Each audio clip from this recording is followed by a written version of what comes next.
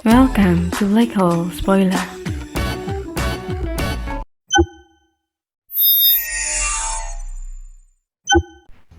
Chapter 483, Kebangkitan Sekte Yunhai.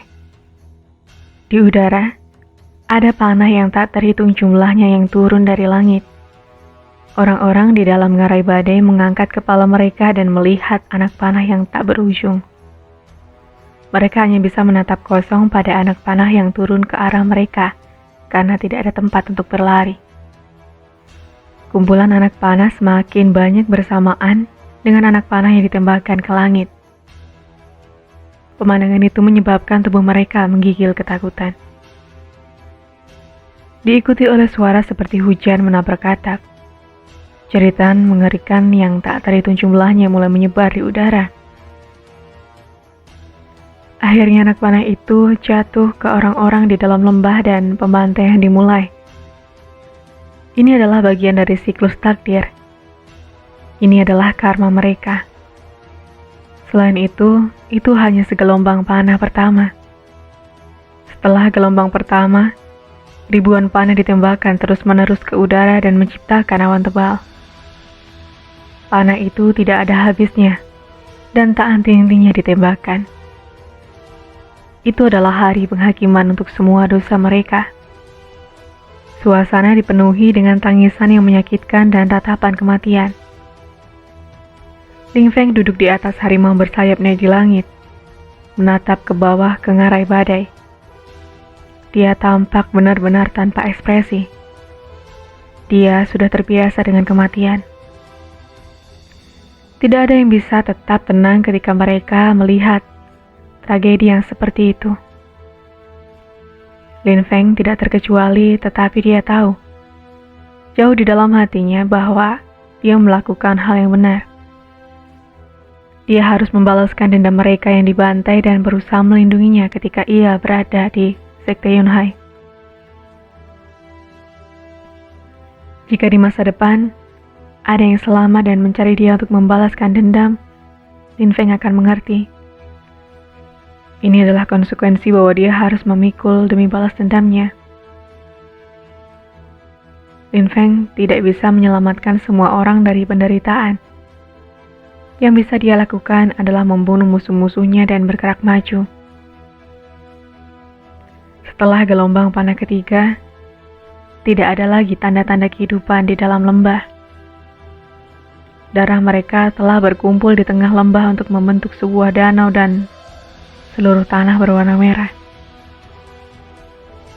Cukup, kata Ling Feng acuh tak acuh, dan dalam sekejap, pasukan berhenti menembakkan panah mereka.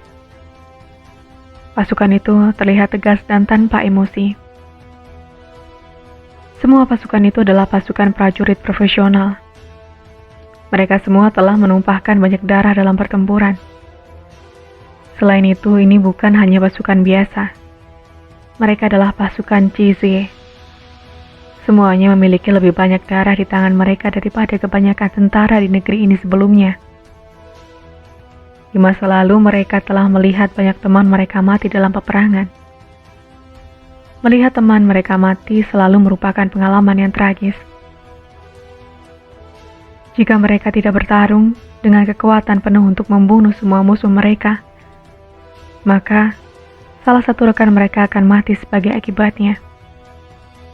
Itulah sebabnya mereka terlatih dari pembantaian musuh-musuh mereka. Tidak akan pernah ada pemenang nyata dalam konflik apapun, karena satu pihak akan selalu menderita di tangan pihak yang lain. Yang bisa mereka lakukan adalah membalas teman-teman mereka dan berjuang untuk tetap hidup. Pasukan itu seperti gunung yang dingin dan tidak bergerak. Jika Lin Feng memberikan perintah, mereka akan segera bergerak. Lin Feng telah menghentikan mereka, jadi tidak ada seorang prajurit pun yang menembakkan panah lain ke lembah. Jiangji, ini untukmu, kata Lin Feng acuh tak acuh. Macan bersayapnya kemudian meraung dan bergerak ke jurang. Ketika tiba di atas ngarai, dia membuka mulutnya dan mengembuskan semburan nyala api. Mayat itu segera dibakar dan darah pun mulai menguap. Api harimau bersayap itu sangat panas dan menyebabkan suhu naik di seluruh lembah. Sayapnya yang raksasa terus bergerak di udara tepat di atas ngarai. Harimau bersayap itu terbang di sekitar lembah dan melepaskan semburan api. Sangat cepat. Seluruh ngarai dikelilingi oleh api neraka yang mengamuk. Api yang mengerikan itu mencapai ketinggian. Api yang mengerikan itu mencapai ketinggian sedemikian rupa sehingga seluruh lembah diliputi oleh cahaya menari. Di kejauhan, orang-orang yang melihat ke arah Gunung Yunhai hanya bisa melihat api melesat menuju langit.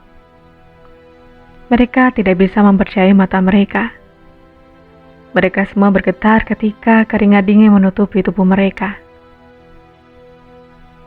Bukankah api yang begitu besar membakar seluruh gunung?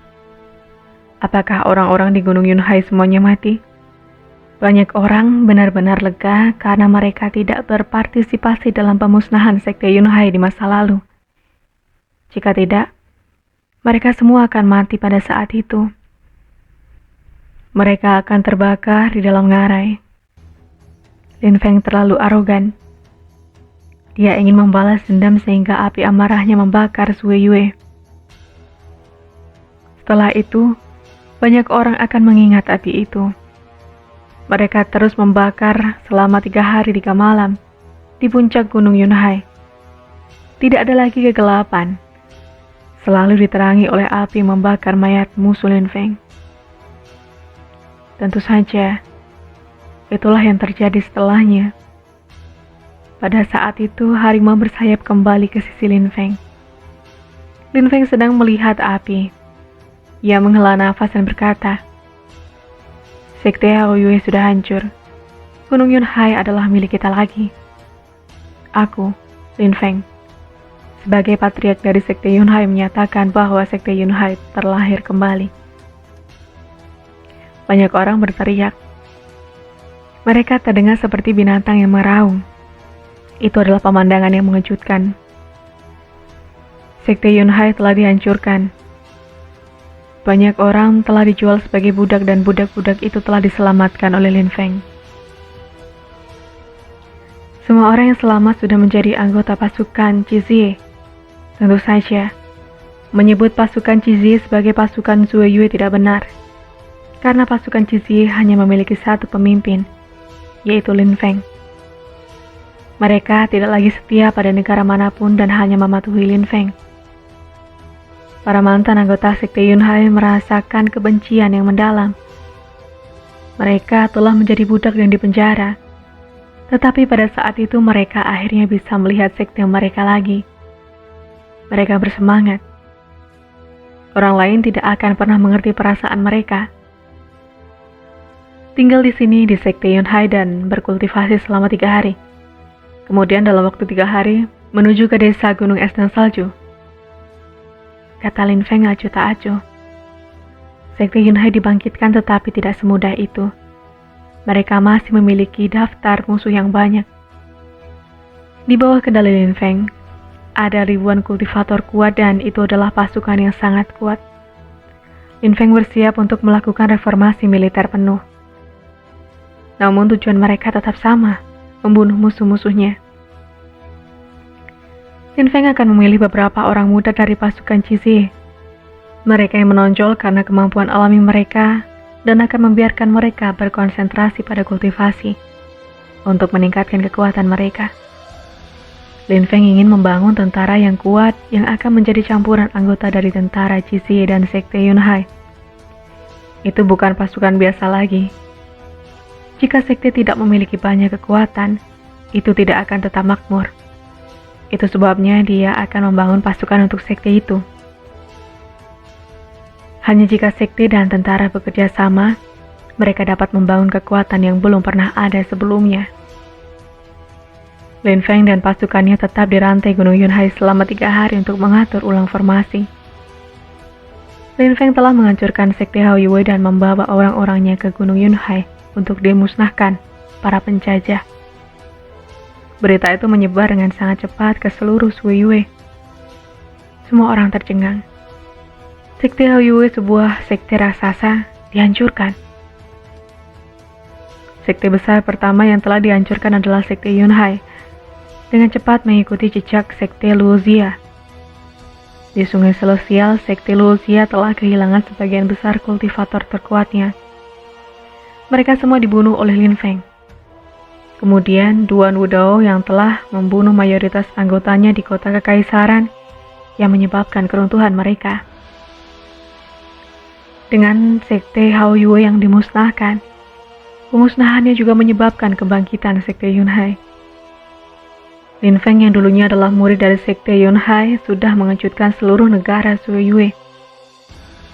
Semua orang tahu bahwa dia adalah patriark dari Sekte Yunhai.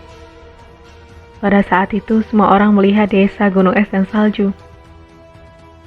Target berikutnya Lin Feng adalah desa Gunung Es dan Salju.